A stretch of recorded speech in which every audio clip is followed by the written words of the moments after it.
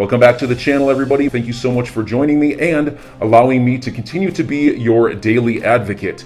If you're new here or you're not subscribed for any reason, please do me a huge favor and hit the subscribe button. Thank you to all of you who have been watching and following me for so long. It truly means a lot, and I'm glad that I can be this person. I want to start this video by going over what spurred me to actually make this video today, but towards the end, we're going to get into the specifics of why these different groups, why the Bitcoin maxis are so upset and so emotional about everything XRP and Ripple. And I think that's one of the most important parts of this to really get your head around, so make sure you stick around for that. So I want to start off with what really got this conversation going today, and that was that Chris Larson went to Twitter to talk about his opinion on why Bitcoin should move away from proof of work as its consensus model. He tweeted out, "Last year I published an op-ed calling for Bitcoin to consider a move away from proof of work to a low energy validation method. Today I'd like to share an update on how my thinking has evolved on this front.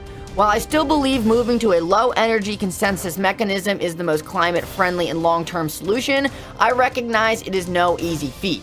He then goes to talk about why it's so important that we start implementing some of these more climate-friendly and low-energy consensus mechanisms, because he believes it will help Bitcoin and Ethereum and all proof-of-work cryptocurrencies have more long-term staying power. He says that he's very bullish on Bitcoin and Ethereum in the long term. He just thinks it's important to get the conversation moving on why it's important to start pushing forward more clean narratives and more clean consensus models for how to make these cryptocurrencies scale into the future.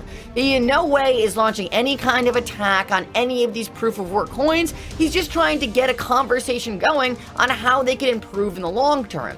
One of the biggest knocks on Bitcoin is its energy consumption, and it's really the only thing really holding Bitcoin back from wide-scale adoption. So I actually think it's really good that Chris Larson is getting this conversation going and kind of bringing or trying to bring people together on how this problem can be fixed.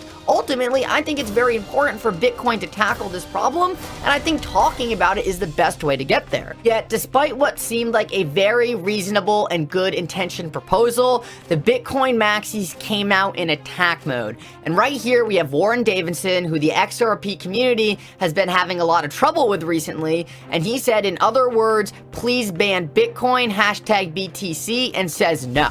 Well, nothing Chris Larson said in this entire proposal had anything to do with banning Bitcoin, and he goes as far to say as he believes Bitcoin has long-term staying power, and he in no way wants to see Bitcoin go away. He just wants to get a conversation going on how he can help fix and how the Bitcoin community can work together to get rid of one of Bitcoin's biggest flaws. I don't understand where Warren Davidson got "please ban Bitcoin" from anything Chris Larson said. And Martin Valek tweeted to Warren Davidson, and he said, "When you say 'in other words,' do you mean someone else's words? Because this literally is not what he is saying at all. I don't know what has gotten into you lately, but maybe just keep an open mind and educate yourself before speaking out." And I completely agree. Judging by based off what Warren Davidson is saying here, it's like he didn't even read a single word of what Chris Larson was saying. He says right here, Chris Larson, "Bitcoin is and will remain highly important for crypto globally." I don't understand how that could possibly mean please ban Bitcoin unless you didn't read a single thing Chris Larson said. And Chris Larson actually responds to Warren Davidson. He says, "This is the exact opposite of what I am advocating for. I hold Bitcoin. I want it to be successful in the future. I'm being pragmatic about what's going on. When ETH completes the switch, BTC is going to be the outlier on energy usage." So right here, he's perfectly telling Warren Davidson right to his face, this is not what I'm asking for. I just want to get a conversation going on one of Bitcoin's biggest flaws and how the community can come together to try to fix this. It is such a reasonable thing, and you have politicians who are supposed to be helping decrease the maximalism and create an equal playing field coming out and saying, this means please ban Bitcoin. This was not the narrative Chris Larson was putting out at all, but later in this video, I'm going to show you guys why these people get so emotional about Ripple and XRP and why they see anything like this as such a threat. Let's keep moving though, and I tweeted out, does Warren Davidson realize that Bitcoin is literally used in Ripple products? No one wants to ban Bitcoin, hashtag XRP, hashtag BTC, and I just think this is one of the most comical parts. Ripple literally uses Bitcoin in their liquidity hub. So for Warren Davidson to be going out there and thinking that Ripple wants to ban Bitcoin, it couldn't be further from the truth, and Chris Larson explicitly says in the memo that he has no intentions on wanting to see Bitcoin goes away, and he, just like the rest of us, all love Bitcoin. We all want it to succeed, but we hate the maximalism in the community.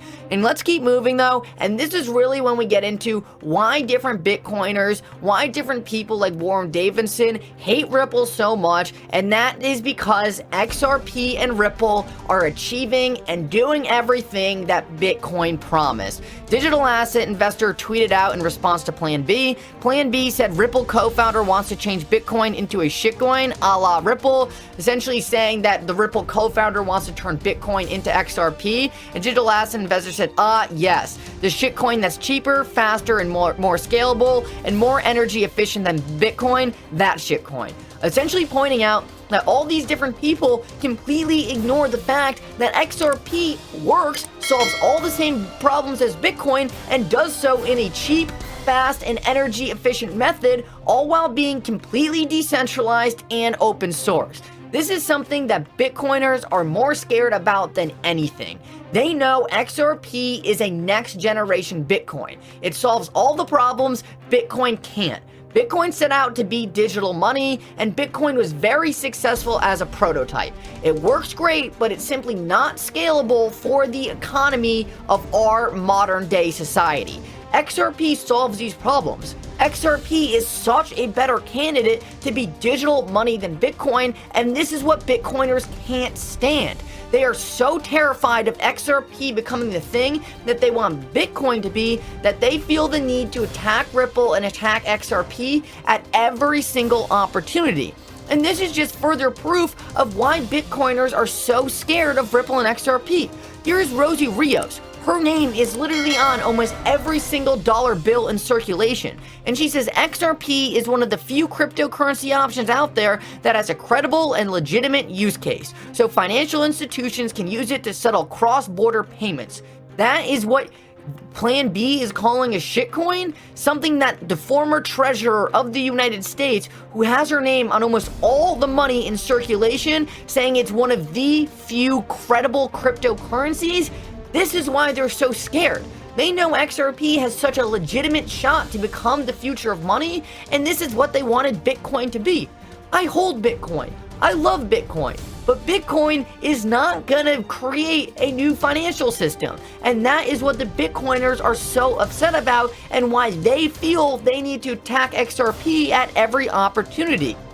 Rosie Rios also went on to say that when she came from the Treasury, she actually left to design the future of money. Then she moved to Ripple to design the future of money. I said all the pieces are falling into place, and I was responding to an article by The Block that said the Treasury, not the Fed, will create the new digital dollar. I thought it was so interesting that Rosie Rios had just come from the Treasury and now is working at Ripple to design the future of money. And while she is saying XRP is one of the few cryptocurrencies with credible and legitimate use cases. This is why Bitcoiners are scared. This is why they feel the need to attack Ripple, because they know XRP solves everything that they wanted Bitcoin to solve, and they cannot stand it. They know Bitcoin can never win out on technology, so their only way to try to get around it is to try to launch tax against everything XRP and everything Ripple, because they know they can't fight it on a fair and level playing field. They know XRP is better tech and is better positioned to be everything they wanted Bitcoin to be so badly. So enjoy your day, everybody. I'm always here for you. Leave any comments or questions below, and be sure to subscribe. But thanks, everybody. I really appreciate you. Enjoy your day, and I always have your back. So thanks so much, everybody.